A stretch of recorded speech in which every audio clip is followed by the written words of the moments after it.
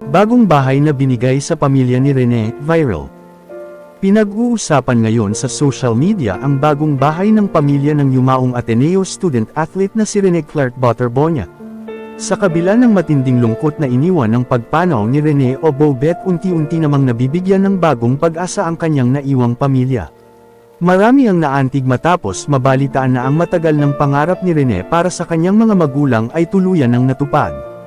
Hindi man niya ito nasilayan, ang pangarap niyang magkaroon ng mas maayos at ligtas na tahanan ng kanyang pamilya ay naging realidad. Matatanda ang bago pa man siya tuluyang lumuwas ng Maynila upang ipagpatuloy ang kanyang basketball career. Nagkaroon pa sila ng pag-uusap ng kanyang ina na si Rovelyn Butterbonia kung saan nangako si Rene na hindi na mamoblema ang kanyang mga magulang dahil provided na niya lahat. Kwento noon ni Rovelyn, pinag-usapan kasi namin pagdating daw ng June hindi na ako mamoblema kasi lahat daw provided na. Dahil sa mga salitang ito, marami ang nagsabing tila isa itong matinding premonition. Bagamat hindi nila alam noon kung ano ang ibig sabihin nito, dumating na ang buwan ng Hunyo. Na nagbago ng tuluyan ang buhay ng kanilang pamilya, ngunit tila ang kapalit naman nito ay ang buhay mismo ni Rene. Kasunod kasi ng kanyang pagpanaw, ipinagkaloob ng National Housing Authority o NHA sa pamilya Butterbonia ang isang condominium unit sa Davao City na nagkakahalaga ng humigit kumulang 2.266 milyon.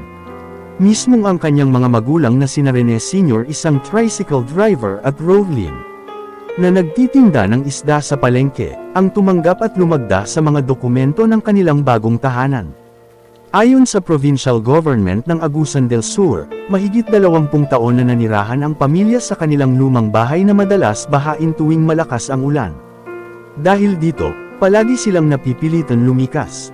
Kaya naman malaking ginhawa para sa kanila ang bagong condo unit na may sukat na 42 square meters, may 2 kwarto, terrace sala, dining area, kusina at service area. Ngunit hindi lamang bahay ang natatanggap ng pamilya. Sa kanilang pagbisita sa Madayaw Residences nitong 3 ng Hulyo, lalo silang nagulat nang malaman na may mga appliances na ring naghihintay sa kanila. Kabilang dito ang telebisyon, 3 air conditioner, refrigerator, washing machine, induction cooker, microwave, complete cooking set at iba pang gamit na pinagkaloob ng Bilray Construction. Lubos ang pasasalamat ng pamilya dahil ang condo unit ay grant ng NHA at wala silang babayaran kahit isang piso. Bukod pa rito, nauna na ring tiniyak ang kinabukasan ng mga kapatid ni Rene matapos silang mabigyan ng scholarship ng Ateneo de Davao University.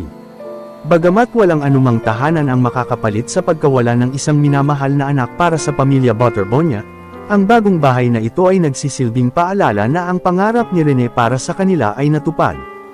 Hindi man niya ito naabutan, ang pagmamahal niya sa kanyang pamilya ay patuloy na mabubuhay sa bawat sulok ng kanilang bagong tahanan.